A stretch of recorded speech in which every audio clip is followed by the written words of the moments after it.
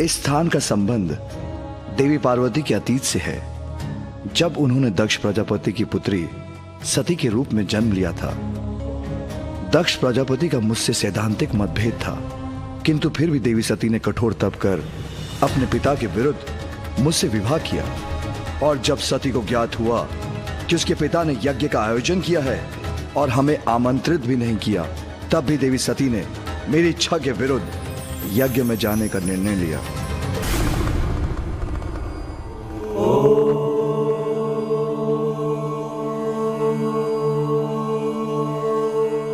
स्वामी नाथ, मेरे पिता के यहाँ यज्ञ का आयोजन है, हमें वहां जाना चाहिए। नहीं सती, बिना निमंत्रण कहीं भी जाना अहित को आमंत्रण देना है। तुम्हारे पिता मेरे विरोधी हैं, इसलिए उनका जामाता होने पर भी उन्होंने हमें यज्ञ का निमंत्रण नहीं भेजा। और जहां आपका स्वागत ना हो वहां जाना अनुचित है उमा, और उचित यही है कि वह अपना यज्ञ शांतिपूर्वक कर सके। मेरे पिता का निवास मेरा निवास है, वहां जाने के लिए निमंत्रण की आस लगाना अनुचित है, अनावश्यक है। स्वामी, पिताश्री के यज्ञ में सभी उपस्थित होंगे। उस विशाल सभा में सभी से भेंट करने का अवसर प्राप्त करने का आनंद आएगा। इसीलिए मेरा आपसे निवेदन है, आप भी चलिए वहां। सती, जो बिना बुलाए कहीं जाते हैं वो अनादर के पात्र बनते हैं। ऐसा अनादर जो मृत्यु से भी अधिक कष्टदायी होता है। अनादर कैसा स्वामी? अपने पिताश्री की सभी संतानों में उन्हें सर्वाधिक प्रिय मैं ही हूँ। आप उन्हें बिना समझे हट कर आए, क्या संभव है? आप आमंत्रण नहीं प्राप्त होने को अपना अनादर समझ बैठे हैं। सती, तुम्हारा पति हूं मैं, और तुम्हें समझाना मेरा कर्तव्य है कि यदि यज्ञ में वो हमारी उपस्थिति नहीं चाहते हैं तो हमें तुम्हारे पिता की इच्छा का मान रखना चाहिए। मेरे पिता की इच्छा स्वामी? सती, इच्छा जब हठ का रूप ले लेती है तो उसका परिणाम सदैव विनाशकारी होता है। हट मैं नहीं, आप कर रहे हैं स्वामी। पुत्री का पिता के यहाँ जाना विनाशकारी कदापि नहीं हो सकता। मैं आपसे निवेदन करती हूँ नाथ, यदि और कोई कारण नहीं है तो मेरी इच्छा पूर्ण करने के लिए ही वहां चलिए। सती, यदि तुम जाने का निर्णय ले ही चुकी हो तो मैं तुम्हें रोकूंगा नहीं, किंतु इसके बाद भी मैं कदापि तुम्हारे साथ नहीं जाऊंगा। अभी आप ही ने कहा कि हट उचित नहीं, और अब आप ही अपने हट पर अडिग हैं। उचित है फिर। मैं आपकी पत्नी अवश्य हूं,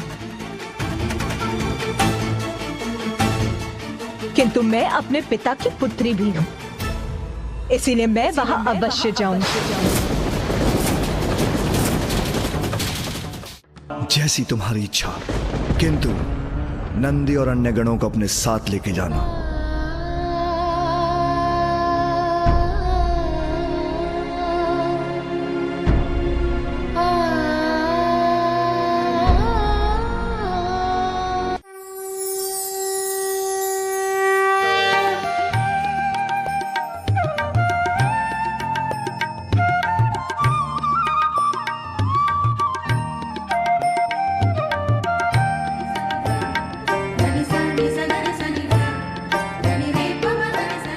पिताश्री माँ और बहनों से भेंट करने के लिए अधीर हो रही। पिताश्री,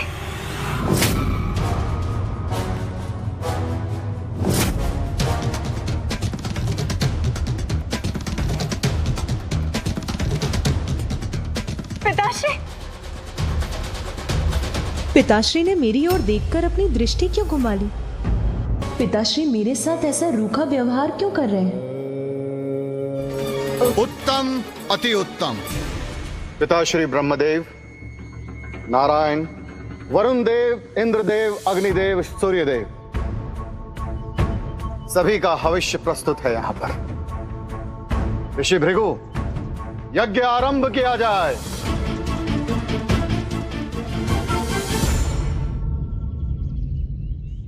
समस्त देवताओं का भाग है इसमें, महादेव का क्यों नहीं?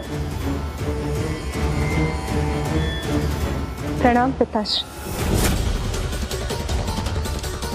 जिसे मैंने इस यज्ञ में आमंत्रित किया था वही इस यज्ञ में उपस्थित हैं। तुम्हें मैंने आमंत्रित नहीं किया, फिर तुम यहां क्यों आई हो?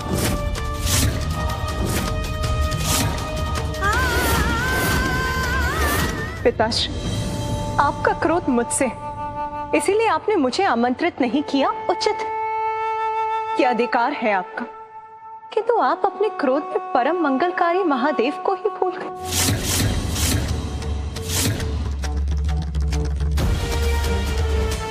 खुद जगत पिता महादेव, जिनके नाम का स्मरण सभी विकारों का नाश कर सर्वत्र पवित्रता का विस्तार करता है, जिनकी अनुपस्थिति से आपका ये यज्ञ अपवित्र, अपूर्ण रह जाएगा। शांत हो जाओ सती, शांत हो जाओ सती।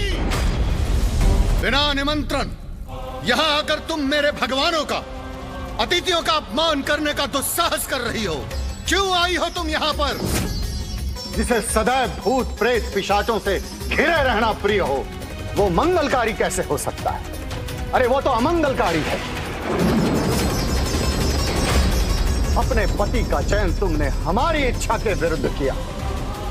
जिसके प्रेम में अंधी होकर तुमने पिता पुत्री के संबंध का सम्मान नहीं किया, जिसके अवगुण नहीं देख पाती हो तुम, उस शिव की तुलना तुम मेरे भगवानों से कर रही हो। अरे वो शिव अमंगलीय है, वो अकुलिन उदंड है, जिसे स्वच्छता का रत्ती भर भी ज्ञान नहीं। वो शमशान में विचरण करता है, पशु का चर्म पहनता है, जिसे शास्त्रों का ज्ञान नहीं है। तुम मुझे उसे इस महायज्ञ में आमंत्रित करने के लिए कह रही हो। अरे उसे इस महायज्ञ में तो क्या, मैं किसी यज्ञ में आमंत्रित नहीं करूंगा। सत्य कहा था स्वामी ने, अपने हठ में ये मैं कितनी बड़ी भूल कर बैठी। अब इतने अपमान के बाद मैं अपने स्वामी के पास किस मुख से लौटूंगी? और सत्य तो ये कि अब मुझे जीवित रहने का अधिकार ही स्वीकार नहीं। नहीं नहीं पुत्री, रुक जाइए देवी सती, ऐसा अनर्थ मत कीजिए। रुक जाइए देवी सती, रुक जाइए, रुक जाइए दीदी, ऐसा कुछ मत कीजिएगा।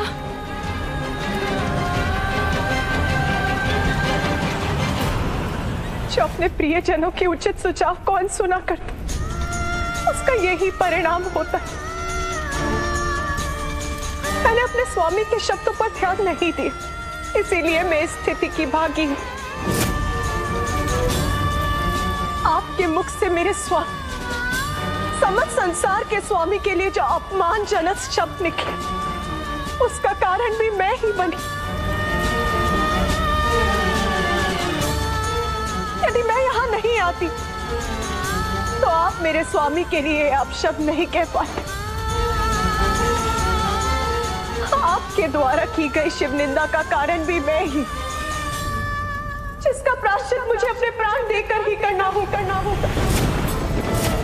हे योगाग्नि, प्रकट हुई और अपने में समा के भस्म कर दीजिए मुझे।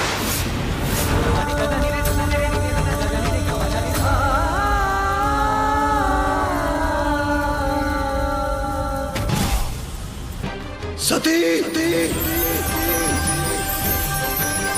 सती, दो तुम, दो तुम, दो तुम, दो तुम।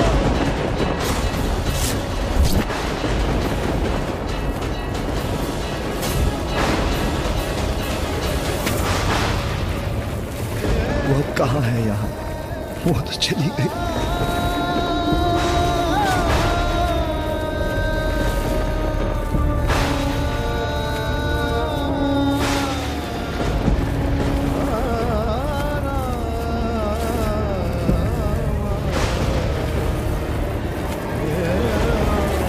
सदैव, सदैव, सदैव।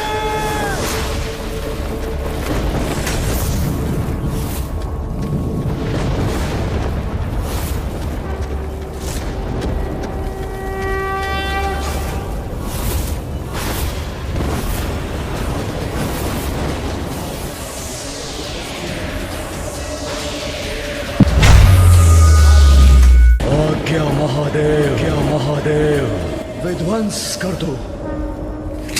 ऐसा दंड दो दक्ष और उसके दुष्कृत्य में उसके भागीदारों को कि समस्त ब्रह्मांड कांप उठे, कि समस्त ब्रह्मांड कांप उठे, कि समस्त ब्रह्मांड कांप उठे। देवता, गंधर्व, यक्ष, जो भी उनकी रक्षा में प्रस्तुत हो, सबको नष्ट भ्रष्ट कर दो।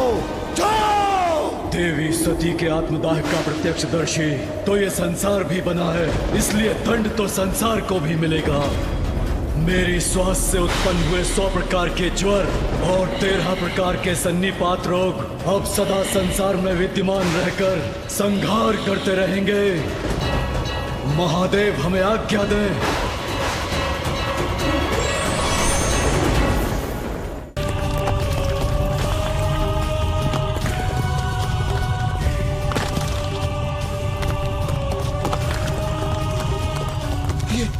ये कंपन कैसा? ये कैसा कंपन है? अंत का आरंभ है ये। वीरभद्र और महाकाली के आगमन का सूचक है ये कंपन। वीरभद्र, वीरभद्र, वीरभद्र। जिस स्थान पर देवी सती और महादेव का अपमान हुआ है, वो स्थान अब शमशान बनेगा।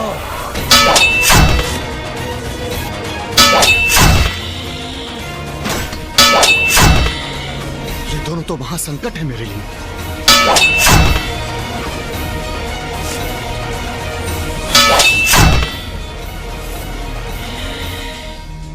वीरभद्र, तुम कुछ नहीं कर पाओगे। मेरी मंत्र शक्ति तुमको रोकेगी।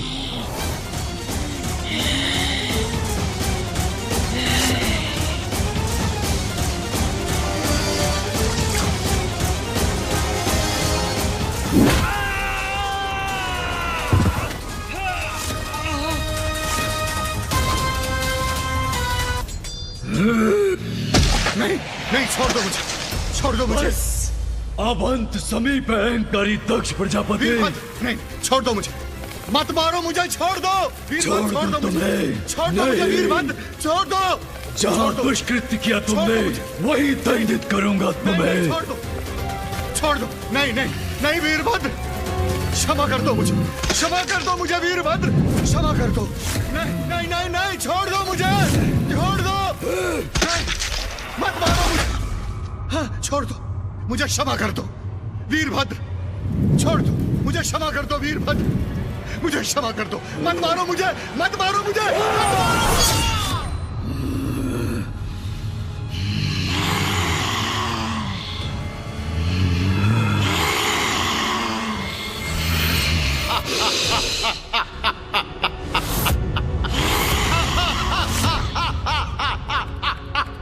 वीरभद्र, तुम मुझे कोई क्षति नहीं पहुंचा सकते।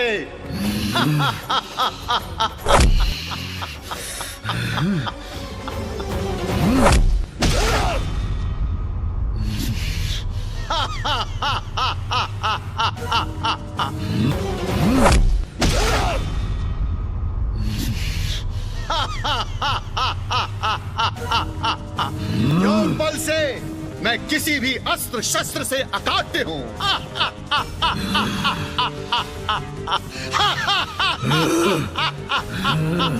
किसी अस्त्र शस्त्र से तुम्हारे शीश को विलग नहीं किया जा सकता, किंतु तुम्हारी देह से तुम्हारा शीश अपने हाथों से विलग तो कर सकता हूं मैं।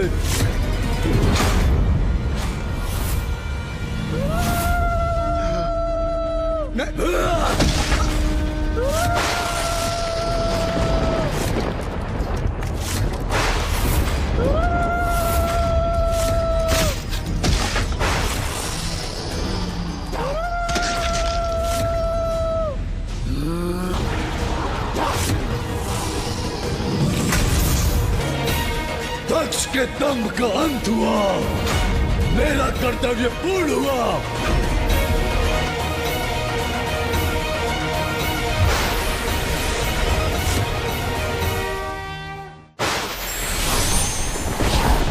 महादेव, जिस कार्य के लिए आपने मेरा आह्वान किया था वो संपन्न हुआ। मुझे मेरे स्थान पर लौटने की आज्ञा दीजिए।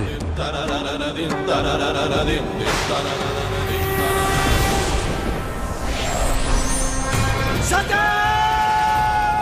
सती! सती! सती! सती! दूर रहो, मैंने कहा ना, मुझसे दूर रहो। कोई निकट नहीं आएगा, कोई नहीं। सती, चिंता मत करो, मैं तुम्हें आहत नहीं होने दूंगा।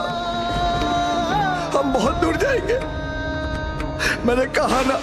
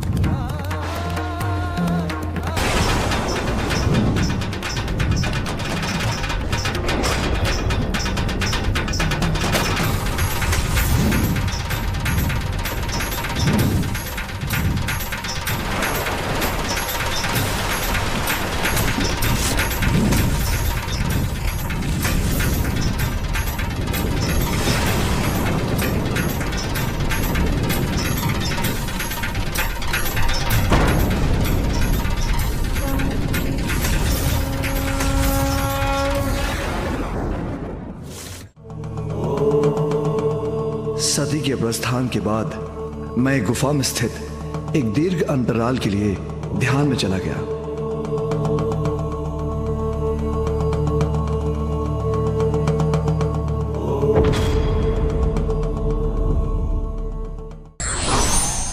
व्यक्ति का अभिमान जब अपनी सीमा लांघ लेता है तो उसका सर्वनाश निश्चित है।